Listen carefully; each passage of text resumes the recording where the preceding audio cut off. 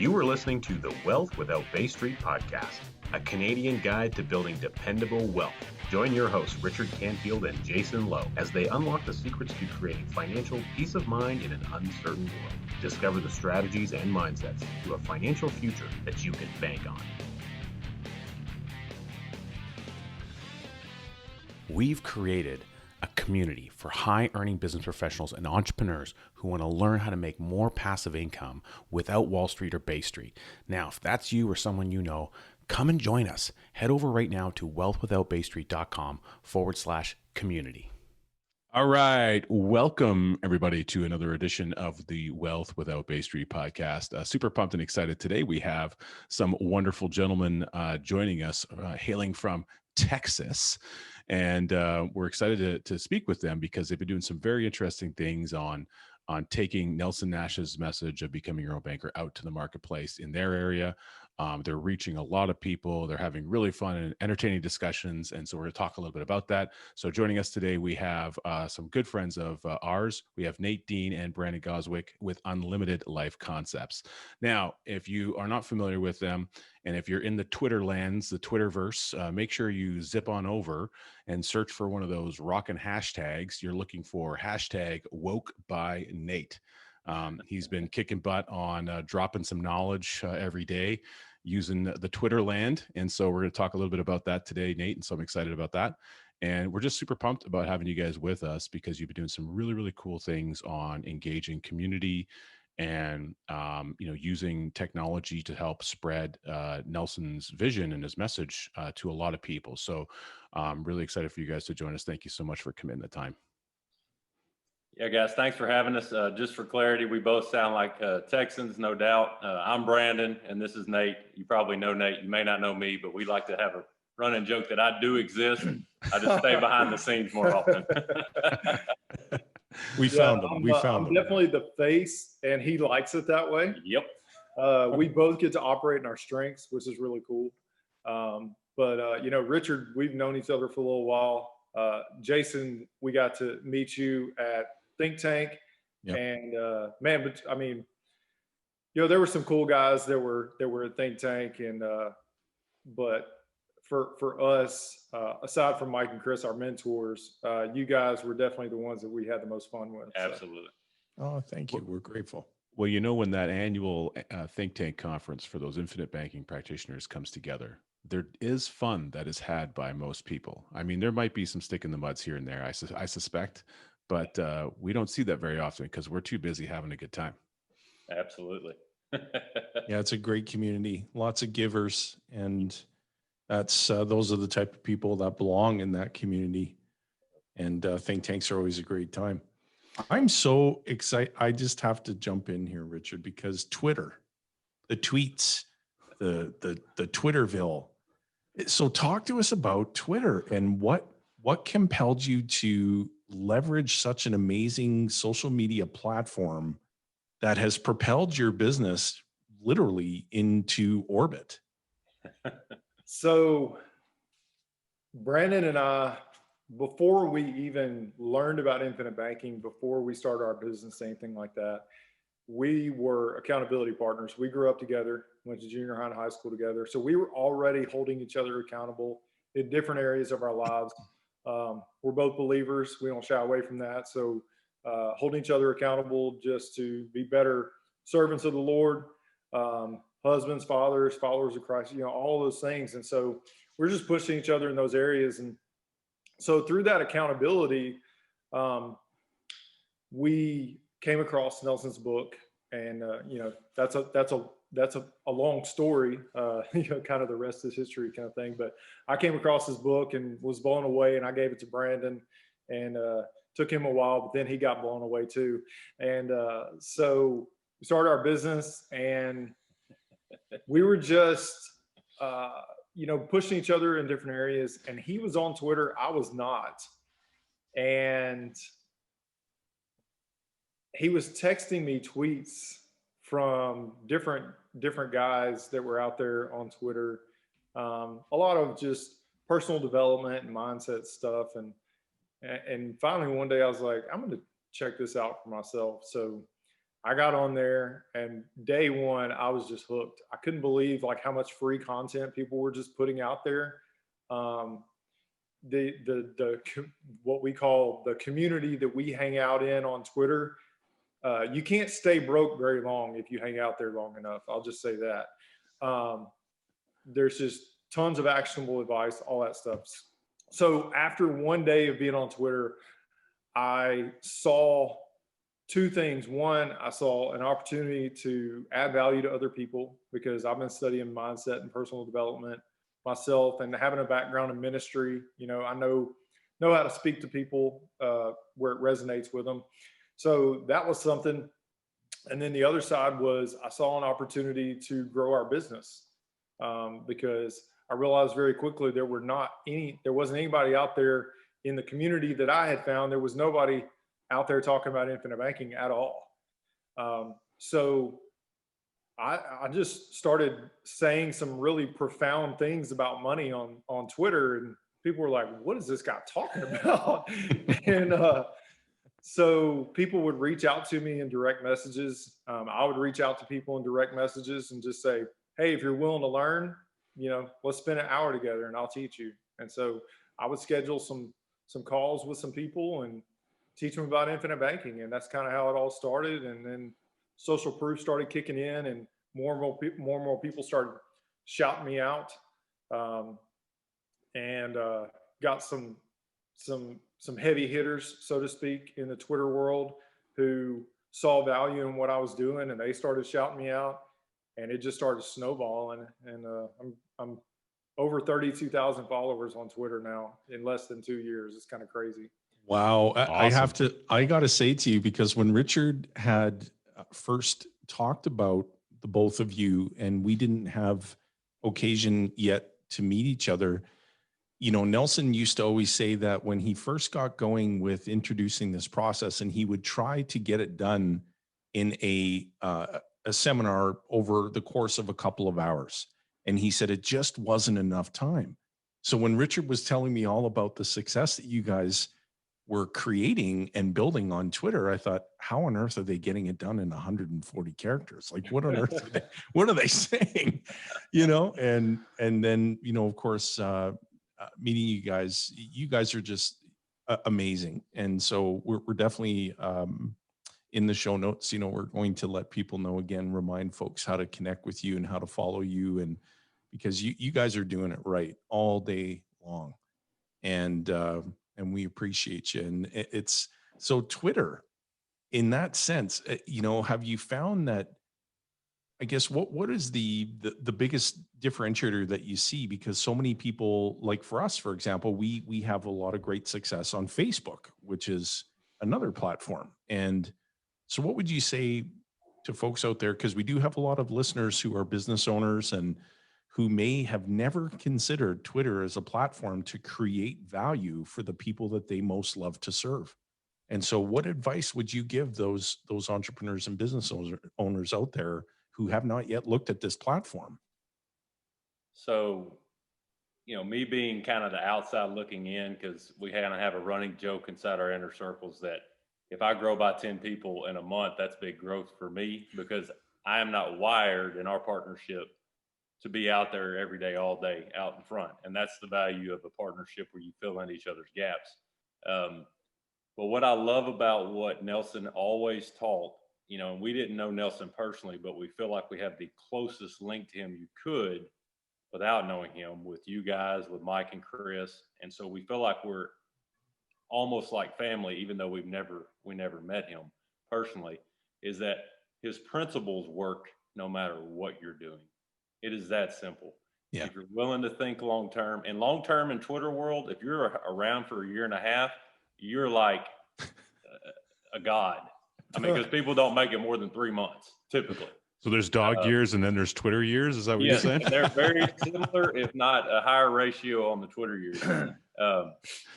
But the other thing is this: those 140 characters are just the face value interactions. What really starts separating the wheat from the chaff is the same thing it does in y'all's neck of the woods and everybody else. Are you providing value, and are you attracting the kind of client that you want to work with by how you treat them?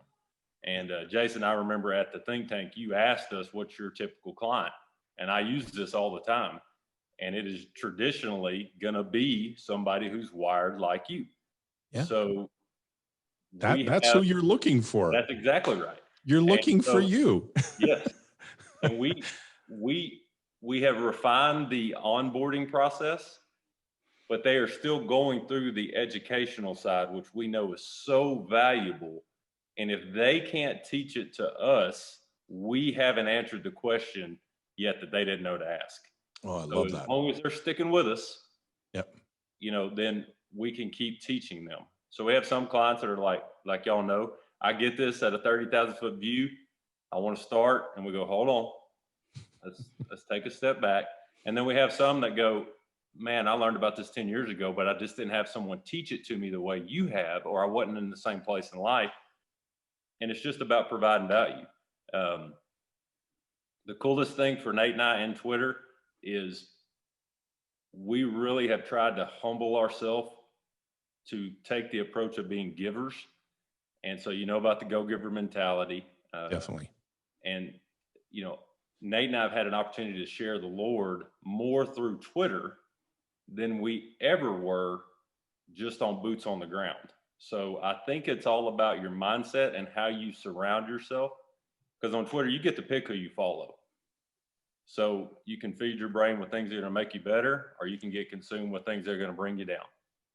So, amen. I really love how you put that, Brandon, because there's two things that really stuck with me. Is the last statement about, making the choice, the conscious choice of what do you want to fill your brain with, and how do you want to, choose what to follow, what messages you want to take in. And that forms what's going on inside our head and between this squishy mass that we've got between the ears.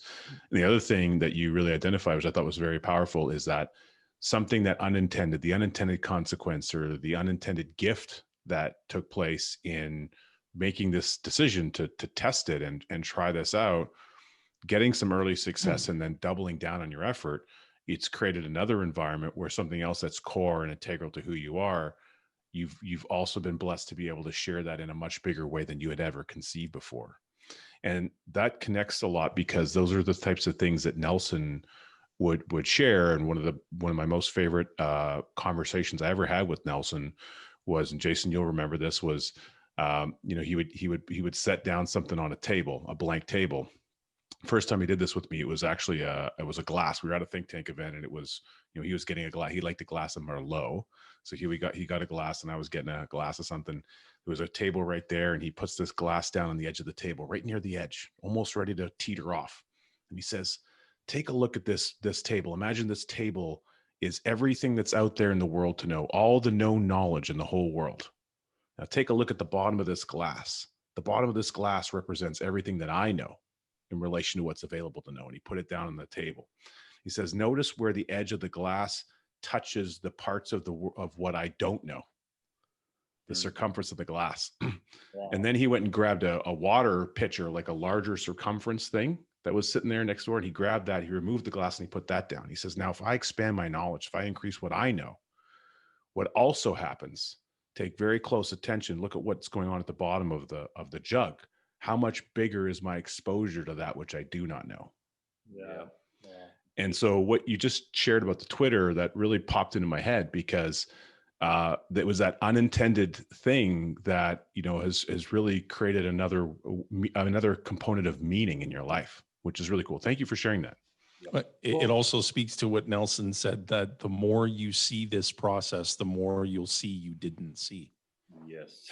Good stuff. Something that, because by the end of think tank, once the practitioners found out, what we were doing, we had a lot of them kind of hitting us up, wondering, how we did it, and all this other stuff. And what I would just say to whoever is out there who's listening, people are starving for this. They are hungry for it. They see everything else that's out there, and they understand that it's not working. They just don't know that there's another option out there. Absolutely. Definitely. You're getting that because of third-party validation. All these people that are reaching out to you, they're saying that to you on the telephone. They're sending it to you in the private messages that you're getting, right? Yep. I can see it. We're in your Facebook group, and I can see the commentary that's going on there, and people are like, "Oh my God, where was this? I've been waiting for this my whole life, and I'm so excited." And it's like, it's really cool to be. It's the other nice thing about the community and you being intentional in how you're building people and bringing the right people around you, is that you're creating, you're harnessing positivity, and you're not doing it. You're doing it out of, I think, intentionally, but almost also not intentionally, because by just getting those right people in on the board, it creates that environment. And it just starts to create its own, it's generating its own power. It's like co-generation, like Nelson talks about in the book. Yep. So true. A little back history on Nate and I. So I gave up alcohol about 3 years ago. That was a big part of our accountability together. And Nelson just really speaks to me anytime I read anything he wrote, because he was more worried about your heart for the Lord than he was about your money knowledge. If you got the heart for the Lord right, all day long, then you could go to the money knowledge. Yep. So I had the money knowledge, but my heart wasn't right for the Lord. So I can look back with perspective now and go, if this guy doesn't invest time in me, we couldn't have been business partners 5 years ago. And that's because of where we were then. We were incapable of filling each other's gaps because we were not focused on other people, or I wasn't. I was focused on my insecurities and not providing value unless it benefited me. But now what I'm learning is you have to take care of yourself before you can provide value. So your cup has to be full. But when it's full, you cannot give enough. You cannot outgive helping someone if your cup's full. And it keeps overflowing from there. And you lay your head down on the pillow and you go, I can't wait to do it again tomorrow. And I hope people find something they get to experience like that, because you got to be looking for it. And we were looking. We're like, what we've been doing is not working. Something is missing. There's a hidden piece or something. And then it's been a lot of fun to expand on that knowledge of that hidden piece. So could you guys have imagined when you first read Nelson's book, and then, when Nate tapped on your door and said, and he shoved a book in your face and said, dude, like, you got to read this. And then he forced you to read it because he kept pestering you and asking you about it until you would actually read the book. That's what happened, right, Nate? So I wasn't there, but I know what went down. Does that sound familiar, Richard? We were about 3 hours apart when I read the book. I had heard about it. I'd heard about becoming your own banker at some point in my life. I had it downloaded on my Kindle, but I'd never read it. Well, I came across it in January on my Kindle app on my phone, because I quit using my Kindle. I realized I'd rather have a book in my hand. So I came across the Kindle app on my phone. I was like, oh, I never read that book. So started reading it, and I was just like, what in the world? And so I read it once. It started clicking a little bit, went back and read it again. And it really started clicking the second time I read it. And so I called Brandon and I said, hey, I just read this book called Becoming Your Own Banker. I need you to read it because I need your opinion on it. And he was like, what's it about? I was like, just read it. I was like, I didn't even really tell you exactly what it's about. Just read it. He's like, okay. So he calls me back. He says, just order off Amazon. It'll be here in a couple of days. I was like, that's not good enough. Here's my Kindle logged in. Start reading it right now. I needed to get somebody's opinion on it fast. And because of Brandon's hardcore Dave Ramsey background, and I followed Dave for years too. So I knew exactly what Dave taught, and I knew that Dave was not going to be on board with infinite banking. So I wanted his opinion more than anybody else's, because I knew that if he found value in it, then there really was something there. Yeah, for sure. And when he told you he was giving you the login for the Kindle, what went through your head? So we had already kind of crossed that imaginary line of, it was the first true vulnerable relationship I had with another man that was holding me accountable other than myself and the Lord. So I was already to the point, we were talking about what side hustle can we start? It's kind of comical now. So we come from very similar backgrounds in our raising, but where we were financially at that point, we were in very different places. now I can see God's sovereignty and look at it and go, this is a part of our story that resonates with any type of client we work with. So if I don't have experience with it, Nate does. If Nate doesn't, I do. And we're essentially just one person, two people talking, as each other. And so when he said log in, I really was like, okay, because if he wanted my opinion that much, I already saw the value of the other things that we were helping each other through. I don't know if y'all have ever read the book, The Halo Effect. No, The One Thing. It talks about the halo effect. And the one thing simply says, when you change a bad habit, you have to replace it with something. But what occurs is this halo effect that permeates through other parts of your life that are beneficial. So I'd quit drinking. I'd started working out pretty consistently. So my mind was already seeking new things that I'd never sought before. So I prefer a hard copy book. So when I got it in my hands, I was like, okay, this is so much better to read. But truthfully, the numbers bog me down because I'm very analytical, in depth, those kind of things. And I like to get in the weeds. But it was very helpful to hear one time that Nelson said if he'd have rewritten the book, if I heard this right, he would have not put the illustrations in because it's not as much about the illustrations as it is about the behavior and the mindset. So that's a very helpful teaching point when we have clients that want to dive into the weeds and the percentage rates and the interest, and like, let's go back to the foundation of what this is for. So yeah, I didn't think he was crazy, but I'd already crossed that bridge, so to speak. Well, I'll share with you guys that part of our journey with this process. A few years ago, I began speaking with Richard quite often about focusing on understanding the problem.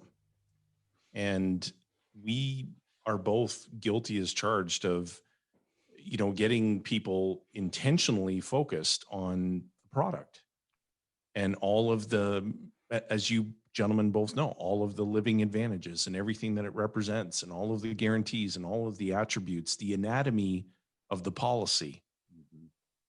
And I'll never forget being at a think tank and standing at the back of the room. There was a presentation going on, and it was, discussing software and how you could utilize this software to present comparisons of rates of return and all this other stuff. And it's not about any of that being good, bad, or indifferent. It just is.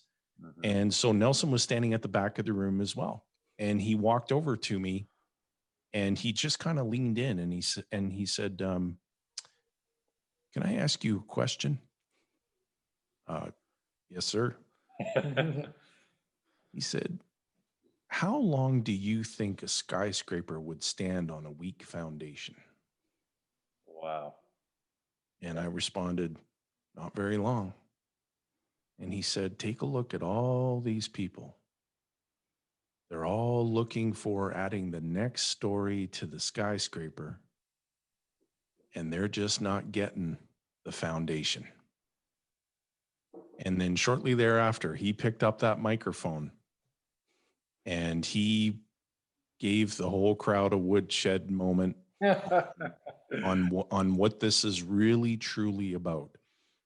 And we get contacted from people where they immediately dive into product focused questions. They've found something on the internet, the YouTubes, the Facebooks, the tweets, whatever that is.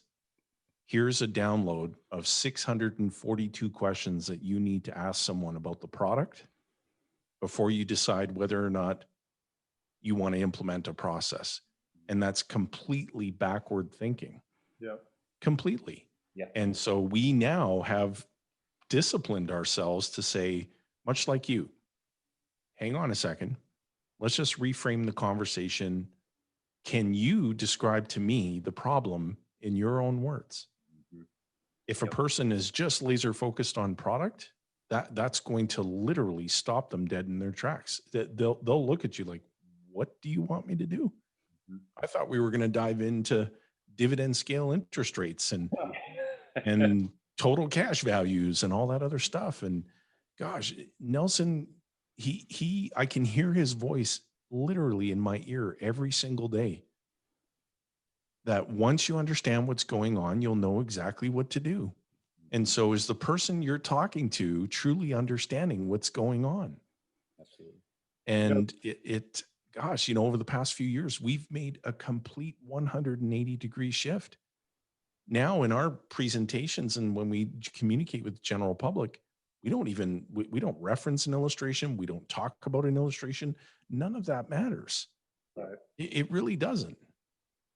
One of the things that I tell Brandon so often, and you guys can definitely relate to this, is the book Becoming Your Own Banker was such a wonderful gift for us as practitioners of infinite banking coaches, because we can always just point back to the book and say, there it is.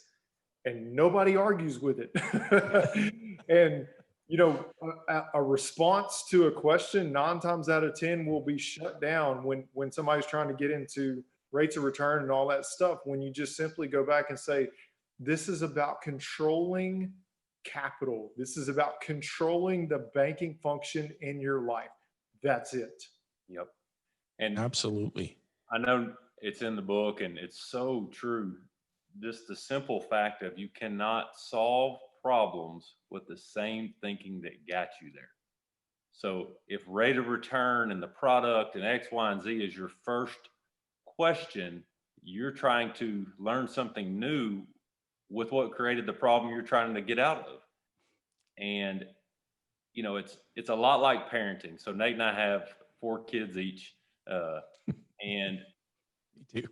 I could be told all day long before I had kids, this is what you should do to raise kids. And they're all theoretical, and some things work, some things don't. But what you forget is each one of those children that come from your loins are wonderfully and uniquely made. And they are going to show you where your inadequacies are faster than you can blink. And there's no book in the world that can teach you exactly what to do on parenting, but your heart and knowing the real solution to the problem can.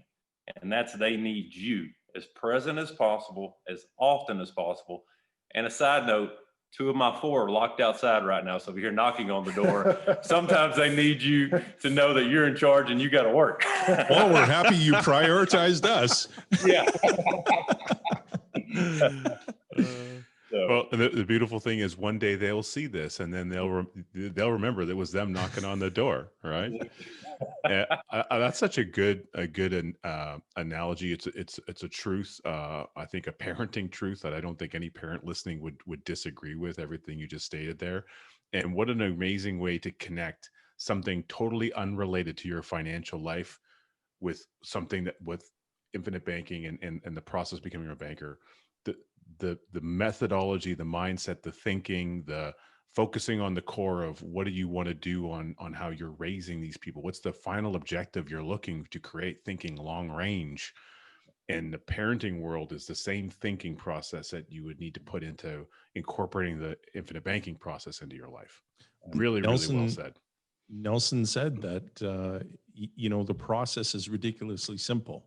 And so to expand on that parenting analogy, when our children came along, Rebecca and I sat down together and said, rather than have 1,500 different rules that we want to try to manage our children's lives through and help them navigate as they grow, we have 3. Be respectful, be responsible, and be kind. And you can tie any positive behavior back to reinforce and purposely catch your children doing things right. And when things don't go well, because we're human, we're fallible, and the parents can demonstrate it too. When I mess up, I sit down with my children and I ask them, which one of the 3 golden rules do you think I violated? And one of our children will speak up. You weren't very kind when you raised your voice. And I said, you know what? I'm accountable for that. You're absolutely right. And I don't think I was very respectful either. I can do better. Absolutely. And so when you keep it ridiculously simple, all of the other noise can be tuned out completely. So true. So true. And I'll tell you what I really like about, the principles they're ironclad for anything we do in life, period. anything we do, you can relate it back to Nelson's principles. You can take money out, you can add children, take children out, you can add business, you can take business out, you can add work relationships. It doesn't matter. Yeah. But the reality is that it still comes down to the core of how we interact with people as practitioners. And it also vets when people aren't ready. And that doesn't mean anything negative about them. It just means they haven't gone through whatever they need to go through to be ready. And Right. how we treat them, where we kind, where we're respectful, will oftentimes bring them back to us. We see that often. I'm sure y'all do too. This is what you were trying to tell me, but I just wasn't listening. I didn't know what glasses to see this through, so it's a powerful concept that is life applicable. Because sometimes when people are learning about this, because we are so trained and inundated with just sales being thrown at us like our entire life, some people come into the educational process and they automatically assume that we're just going to try to put a lot of pressure on them to sell a life insurance policy. And what they find out is very different, that we don't even use a closing technique on them. We don't even ask them if they want to do it. Our philosophy in our business is we're just going to be great stewards of the information, and then we let God take care of the rest. So we just let everybody know up front, this is always going to be in your court. We're gonna educate you and teach you as much as you want to learn, but you're gonna have to get back with us and let us know you're ready. Yep. I love that. And Richard, when you think of the philosophy that we have around being the buyer, not the seller. And so that because the buyer is the person that gets to do the rejecting. Absolutely. And so if you're working with someone and you really believe there's a basis to work together, no selling's required. There really isn't. If you're leading from that place of education, and if something's just not feeling right, then you can communicate that, and there's no hard feelings. It's nothing personal. You don't feel like you as the infinite banking practitioner, you don't feel like you've lost anything. Absolutely. Right? There's nothing lost there. It's just, hey, have you ever had that feeling when there just wasn't chemistry and it wasn't going right? When you're speaking to a prospect and right now, well, I've considered all of our discussions up to this point, and I just don't think I'm going to be well suited, for you. And it's not that this isn't for you. Maybe it's just not me guiding you. Absolutely. Through that. And it's just, it's been an approach that has served us, so well, because people come back and they say, there was no pressure, absolutely no pressure whatsoever to do anything. In fact, I had to move the pace along. Well, thank you. If you're the one doing that, then you're the one taking ownership and responsibility for truly, honoring the two most important words in the title of this book, which are right there. Your own. Yeah. Absolutely. Right. That's something that comes up actually often is like, why can't we just get this going? Like, why can't we go? I want to go faster. And it's like, yeah, that's great. I really appreciate that. But if it's worth doing, it's worth doing right. It's worth taking the time to put it in to do it right. And it's okay. Yep. It doesn't have to be fast. We'll get there. Take patience. We're doing it with this long range. We're thinking about it long range, and it's okay. Gentlemen, share with us your biggest transformation up to this point in your journey with the process. Go ahead. Biggest transformation for me, just what infinite banking did for me in such a short period of time was just, I shifted for the first time in my life, from this scarcity mentality to this abundance mentality. What I found with following Dave Ramsey was, directly or indirectly, I adopted this scarcity mentality. And it's so weird, but I'm sure somebody can relate to this. Like, it wasn't that I didn't have money to pay my bills, but sometimes it was like I was scared to let go of that money to pay my bills. Like, it was that feeling of having that money in my account. I didn't want to send it to someone else. So I had developed this severe scarcity mentality where I was terrified to let go of money. And so that process of evolving into this abundance mentality that I have now, where it's like, I basically don't have any debt now except for my house. We just bought 23 acres. We're looking to build a new house in probably the next year or so on that property. And on top of that, I love paying bills now. Like, expenses don't bother me anymore because I know that money's not leaving my life anymore. Yeah. I love that. Probably the thing that I thought I understood that I didn't was the power of true compounding interest, that you never stop. And that when you understand that, over the past 2.5 years, I went from, and this is a God thing, let me just be very clear. It's there, and then I've just facilitated it in his will, to having several rental properties, having opportunities, people calling me going, do you want to be an investor in this? And then you go back to the book and Nelson says, he who has the goal makes the rules. Opportunity finds capital.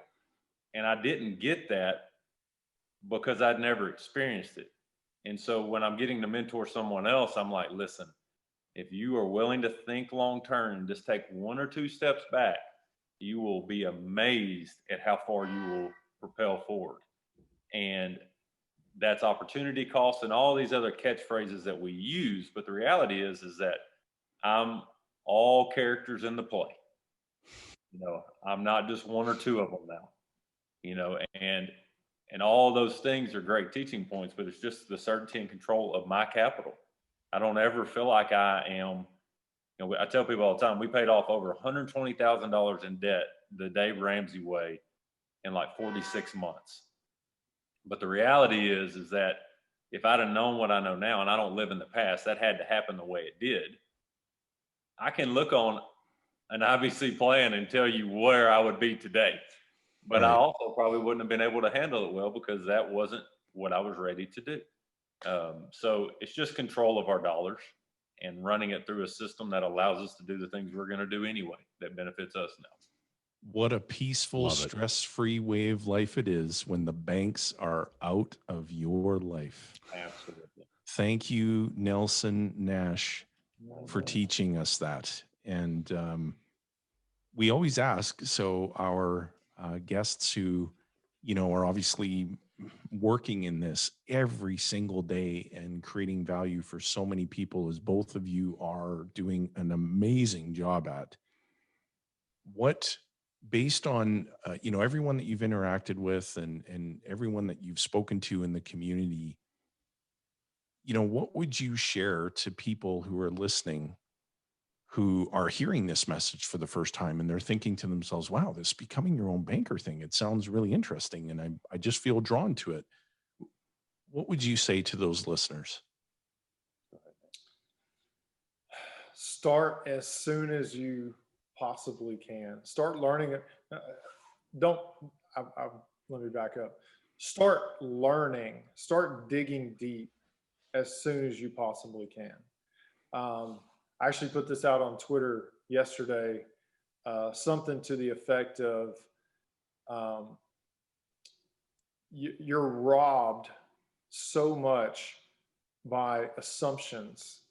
And so many people form opinions off of incomplete information. We formed opinions on whole life insurance a long time ago because we had incomplete information. So I would just challenge somebody, if you're hearing this, dig deep, dive in, learn about it. As you guys in Canada, us here in the States, we're here to teach you all the ins and outs. We've all been mentored very, very well.